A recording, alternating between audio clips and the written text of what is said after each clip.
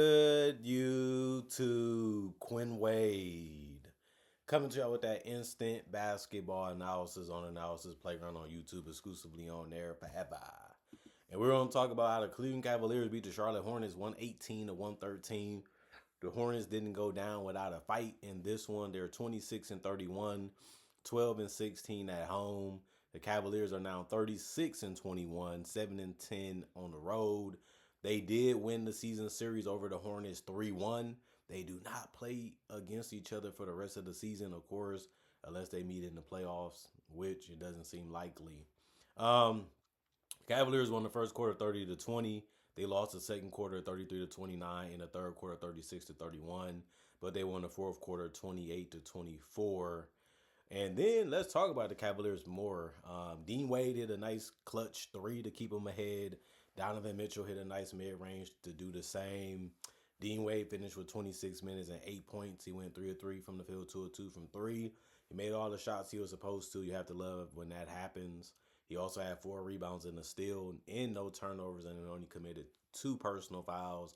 And he finished as a minus 16 and plus minus. Jared Allen was the star of the day to me. He finished with 14 boards and 26 points. No Evan Mobley, so somebody had to hold it down in the paint. He was even hitting jump shots in this one again. And he went 11 of 15 from the field, did some good finishes and some tough ones. And he also went 4 or 5 from the free throw line. He had 2 assists, 1 turnover. He even got a block and no personal fouls in 32 minutes. And was a minus 2 and plus minus. James Harden, he did what he does in that scoring and finding his teammates. 8 assists for him with only 2 turnovers. He also had 18 points in 34 minutes. He went 6 of 14 from the field, 2 of 3 from 3, and 4 of 4 from the free throw line. He can get it in a lot of different ways, and that's what makes him a tough cover.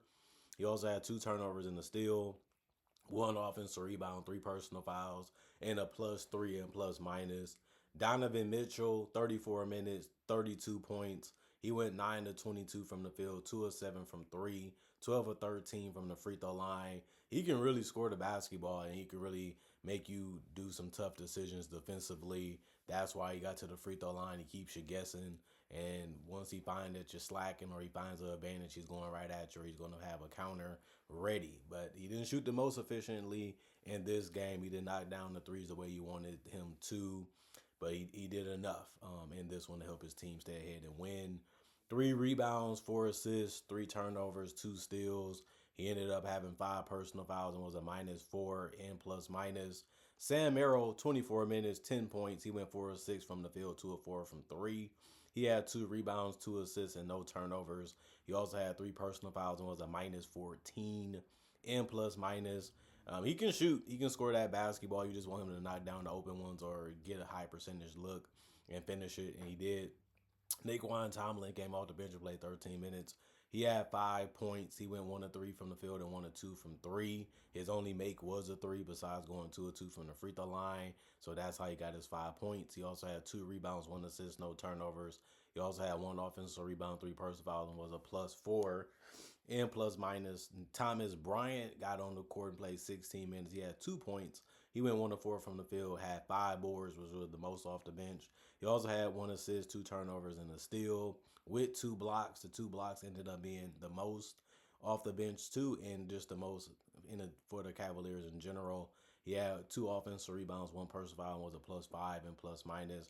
He missed a lot of opportunities in this one, but he still filled up the stat sheet for him.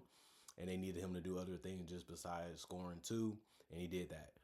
Dennis Schroeder scored the most points off the bench with 8. He was able to get to the basket and also was able to get to the free throw line. He's still very quick, and he freezes you. And if you get stuck too long, he's right at the basket. He went 2 of 4 from the field, 0 of 1 from 3, 4 of 4 from the free throw line. He had 3 assists. He can do that too. But it did come with 2 turnovers in this one, and he did get 3 steals. If you throw it by him, he's going to take a chance on getting it, and sometimes it works, sometimes it doesn't. It worked enough in this one, and he also had no personal fouls and was a plus 16 and plus minus. Jaylon Tyson, 17 minutes, 5 points, 2 of 4 from the field, 1 of 2 from 3. Just a good game from him, just making open ones and just trying to do his job as much as he can on both ends of the court. He did have 1 rebound in the turnover. He also had a personal foul, was a plus 14 and plus minus. Keon Ellis got some high ones because they was wide open finishes. He had 4 points and went 2 of 2 from the field. He should have. In this one, he also had 4 boards and had 3 assists. That tied him with shooter for the most off the bench. But he did it with 1 turnovers, and he did also get 2 steals. He's a two-way player, and that's what you want from him, and he was able to provide that. Although he did get 3 personal fouls also in this one. In 24 minutes, that's bad, but he did finish as a plus 19 and plus minus at the end of the day and by the end of the game. Um, Charlotte Hornets, Brandon Miller, 23 minutes, 18 points. He went 6 of 19 from the field and 4 of 3, 4 of 12 from three. He also went 2 of 2 from the free throw line. He can be a guy that can get hot. He can be a guy that can go a little cold. And like I always try to tell y'all, shooting is very, very difficult, especially from three. That's why you give a lot of credit to the people that can make them at a good percentage. But Brandon Miller is still finding himself in this league, and he's still finding that shot.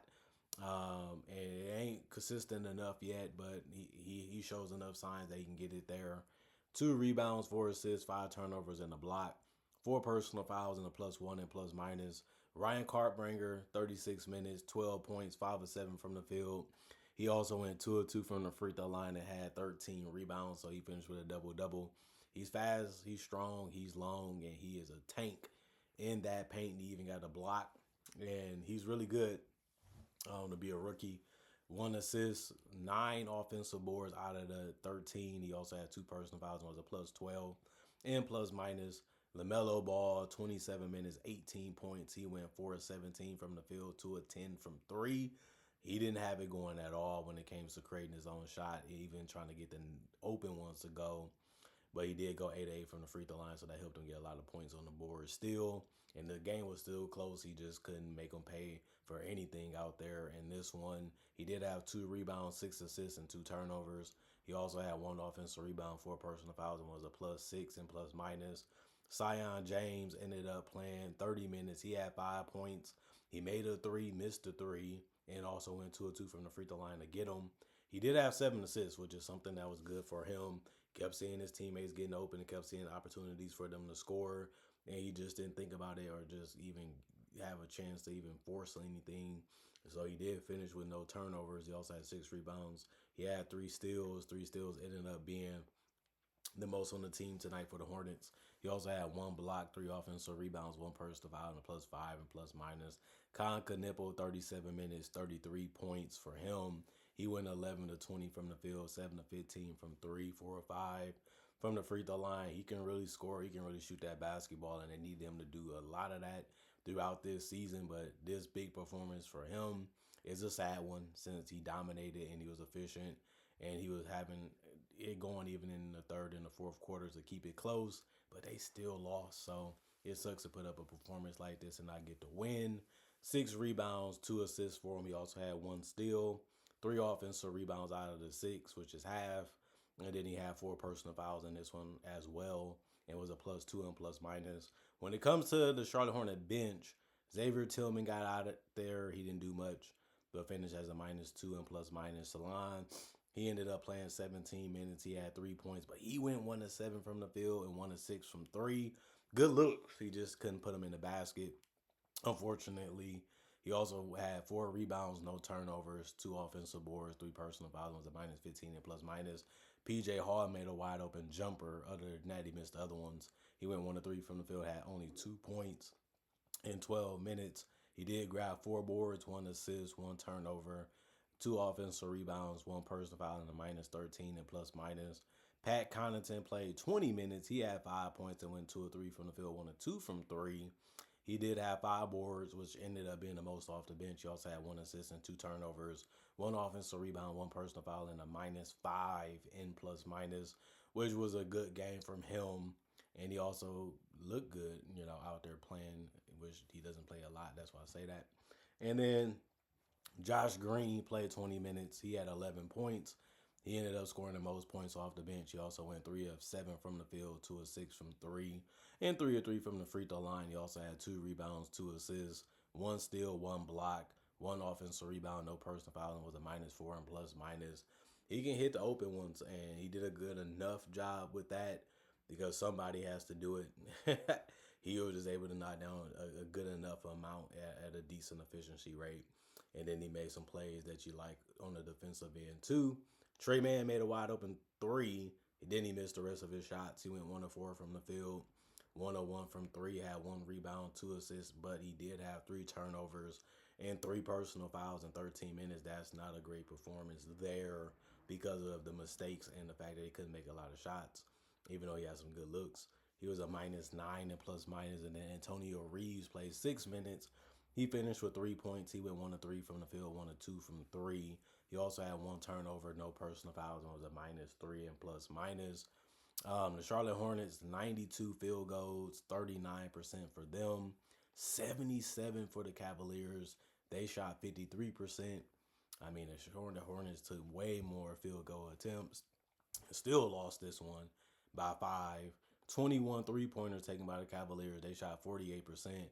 56 taken by the Hornets. They shot 36%, which is respectable. 28 free throws taken by the Cavaliers. They shot 93%. 22 free throws taken by the Hornets. They shot 95%. That just means the Cavaliers shot 6 more and still shot better. 45 rebounds for the Hornets, 39 for the Cavaliers. 26 assists from the Hornets, 24 for the Cavaliers. 14 turnovers for the Hornets, 12 for the Cavaliers. 5 steals for the Hornets, 10 for the Cavaliers. 4 blocks for the Hornets, 3 for the Cavaliers. 23 offensive rebounds for the Hornets, 11 for the Cavaliers. 22 defensive rebounds for the Hornets, 28 for the Cavaliers. 23 personal fouls for the Hornets, 21 for the Cavaliers. And the Cavaliers, it wasn't the easiest game. They knew that the Hornets can spread the floor. They knew that they can come at them and get the floaters and the layups to go. So they really, really had to dig deep inside themselves to pull this one out. And it's a proud win that you have to have with this one. This game was competitive throughout the entire game, really. And the Cavaliers was really doing whatever they could to stay in front. And it was making some tough ones too. And they had to attack from everywhere on the court to get this one done. They had to apply a little defense where they could because the Hornets were just making tough ones too. But Cavaliers got it done. You have to be happy if you're a Cavs fan. And you just got to be happy because you're a fan of basketball in the NBA. Because this was a really, really good show that both teams put on for us to see, for us to watch. And they both left it all out there. So I was glad that I seen it. I was glad that I watched it. Other than that, comment, like, subscribe, share. Hit that notification bell to get that analysis when it first come out. Y'all stay blessed up. Y'all stay good. Peace. And I'll see y'all later today, hopefully with more analysis.